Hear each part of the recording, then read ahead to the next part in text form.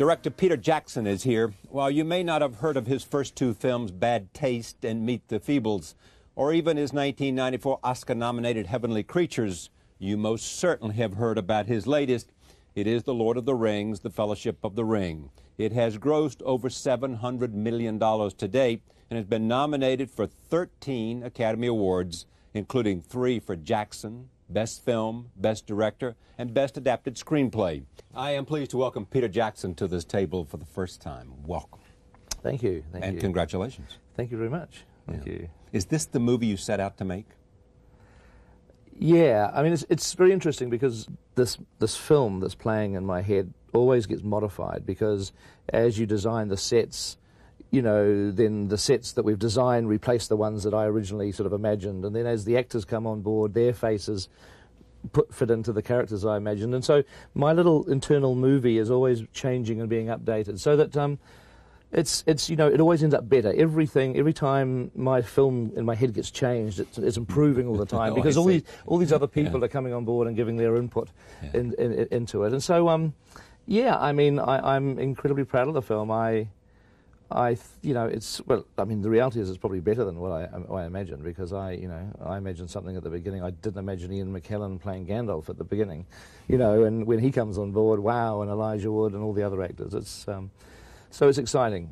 Creatively, it's exciting because there's always new things happening when everybody else gets involved. Yeah. What's amazing about it is that you have made 3 films in one span of time. Yes. You know. Yes. Nobody has ever said we'll pay for 3 films, 3 big-budget, expensive, complicated films.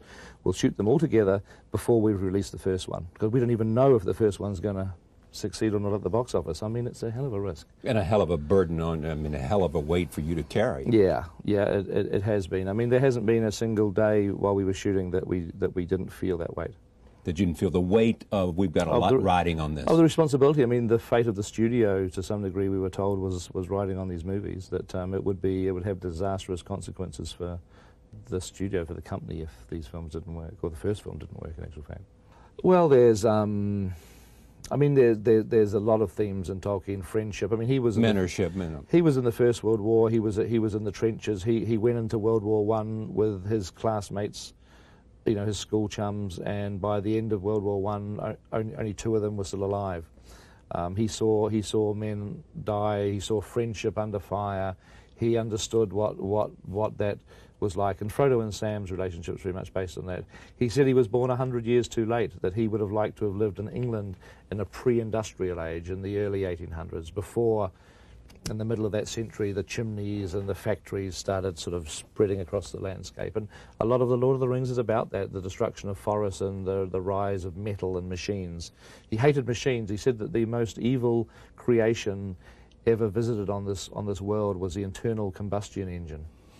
And he hated the idea of people being slaves to the machine. Like when we turn on the TV, the TV is controlling us now. We're slaves to the television. We're slaves to the motor car.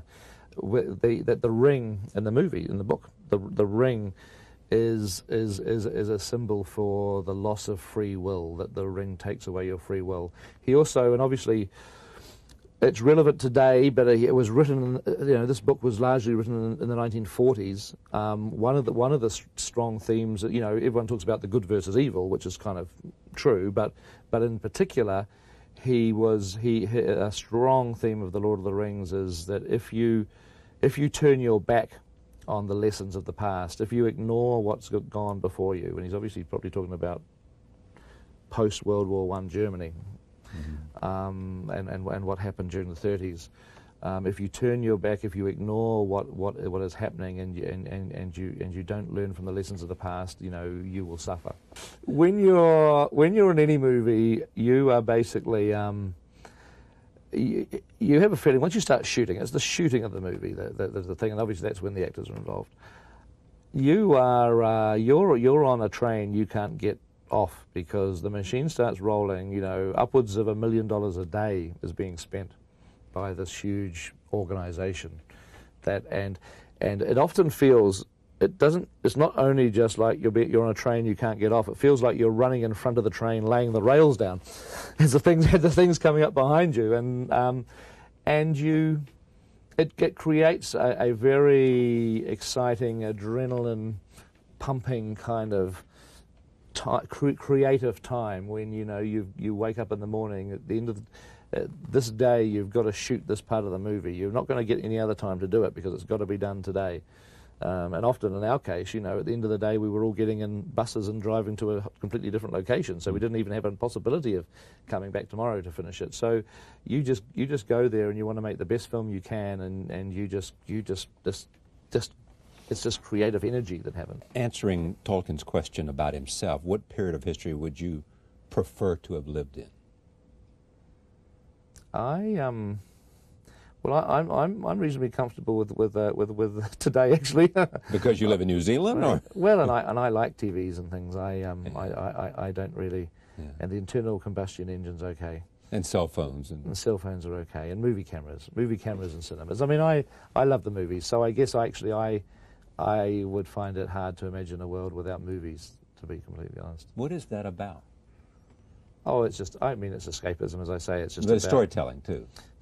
Yeah, I mean, I guess if you were living 200 or 300 years ago, it would be oral stories. It would be sitting around telling tales around. No, but the attraction of you in movies is it gives you the tools to tell stories. Well, I love telling stories because I love having stories told to me. I mean, I love movies. I'm a movie fan. I've loved going to see movies as long as I can remember, and through loving movies as an audience, I've come to love the ability to make them.